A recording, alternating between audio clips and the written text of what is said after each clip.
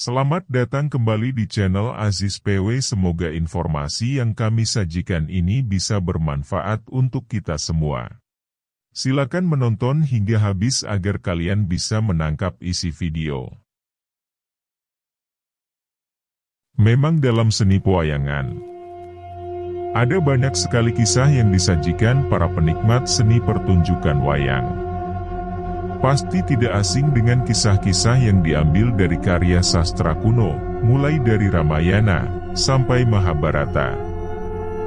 Bukan hanya itu, setiap pagelaran wayang pasti juga ada pesan yang hendak disampaikan oleh seorang dalang. Begitu juga dengan 4 tokoh pewayangan yang dikemas menjadi punakawan. Istilah punakawan berasal dari kata panas yang artinya paham dan kawan yang artinya teman. Jika mencari tokoh punakawan di naskah Mahabharata dan Ramayana, jangan heran jika tokoh punakawan tidak ada di sana. Punakawan merupakan tokoh pewayangan yang diciptakan oleh seorang pujangga Jawa. Menurut Slamet Mulyono, seorang sejarawan, tokoh punakawan pertama kali muncul dalam karya sastra Gatotkaca-sraya, karangan M.P. Upanuluh pada zaman Kerajaan Kediri. Hal yang paling khas dari keberadaan punakawan adalah sebagai kelompok penebar humor di tengah-tengah jalinan cerita. Tingkah laku dan ucapan mereka hampir selalu mengundang tawa penonton. Selain sebagai penghibur dan penasehat, ada kalanya mereka juga bertindak sebagai penolong majikan mereka dikala menderita kesulitan. Misal sewaktu Bimasena kewalahan menghadapi Sangkuni dalam perang Baratayuda, Semar muncul memberitahu titik kelemahan Sangkuni. Dalam percakapan antara para punakawan, tidak jarang bahasa dan istilah yang mereka pergunakan adalah istilah modern yang tidak sesuai dengan zamannya. Namun hal itu seolah sudah menjadi hal yang biasa dan tidak dipermasalahkan. Misalnya dalam pementasan wayang, tokoh Petruk mengaku memiliki mobil atau handphone. Padahal kedua jenis benda tersebut tentu belum ada pada zaman pewayangan tersebut. 4 tokoh punakawan terdiri dari Semar dan ketiga anaknya yaitu Gareng, Petruk, dan Bagong. Para punakawan ditampilkan sebagai kelompok pencurian dengan humor-humor khasnya untuk mencairkan suasana. Selain itu, punakawan juga memiliki karakter masing-masing yang tentunya patut untuk ditelaah lebih dalam.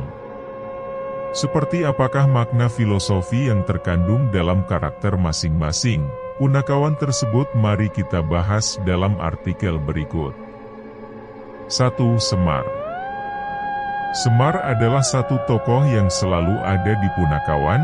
Ini dikisahkan sebagai api tokoh utama cerita Sahadewa dari keluarga Pandawa. Bukan saja sebagai abdi, namun Semar juga kerap kali memberikan nasihat-nasihat bijaksananya untuk keluarga Pandawa. Semar digambarkan sebagai tokoh yang sabar dan bijaksana. Kepala dan pandangan Semar menghadap ke atas menggambarkan kehidupan manusia agar selalu mengingat sang kuasa.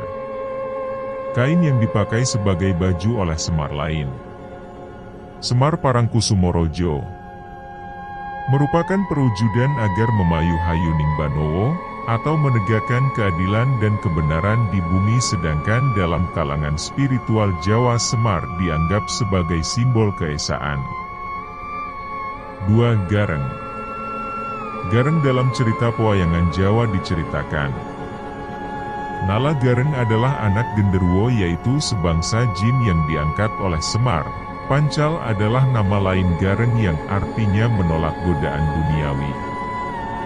Gareng memiliki kaki pincang. Hal ini mengajarkan agar selalu berhati-hati dalam bertindak. Dalam suatu cerita, Gareng dulunya adalah seorang raja. Namun karena ia sombong, ia menantang setiap kesatria yang ia temui, dan dalam suatu pertarungan mereka seimbang. Tidak ada yang menang maupun kalah, namun dari pertarungan itu wajah Gareng yang awalnya rupawan menjadi buruk rupa. Gareng memiliki perawakan yang pendek dan selalu menunduk. Hal ini menandakan kehati-hatian meskipun sudah makmur. Tetapi harus tetap waspada, matanya juling yang menandakan ia tidak mau melihat hal-hal yang mengundang kejahatan. Sedangkan tangannya melengkung. Hal ini menggambarkan untuk tidak merampas hak orang lain. 3. Petruk. Petruk digambarkan sebagai sosok yang gemar bercanda, baik melalui ucapan ataupun tingkah laku. Ia adalah anak kedua yang diangkat oleh Semar. Nama lainnya adalah Kantong Bolong, yang artinya suka berderma. Sebagai punakawan, ia adalah sosok yang bisa mengasuh, merahasiakan masalah. Pendengar yang baik dan selalu membawa manfaat bagi orang lain. Dalam suatu cerita saat pembangunan Candi Saptaarga, kerajaan ditinggalkan dalam keadaan kosong, kemudian jimat Kalimasada milik Pandawa pun hilang. Jimat itu dicuri oleh Mustakaweni. Mengetahui hal itu, Bambang Irawan yang tak lain adalah anak dari Arjuna, bersama Petruk berusaha merebut jimat tersebut. Akhirnya jimat itu berhasil direbut oleh Bambang Irawan dan dititipkan kepada Petruk. Namun sayangnya Petruk menghilangkan jimat tersebut. Untungnya jimat itu dapat ditemukan kembali, kemudian ia meminta maaf kepada Pandawa. Melalui kisah itu, Petruk ingin mengingatkan untuk memperhitungkan setiap tata kelakuan, dan tidak mudah percaya kepada siapapun. Kemudian juga mengajarkan untuk berani mengakui kesalahan dan meminta maaf. 4. Bagong. Bagong adalah anak ketiga yang diangkat oleh Semar. Diceritakan Bagong adalah manusia yang muncul dari bayangan. Suatu ketika Gareng dan Petruk minta dicarikan teman oleh Semar. Kemudian Sang Hyang Tunggal berkata, "Ketahuilah bahwa temanmu adalah bayanganmu sendiri."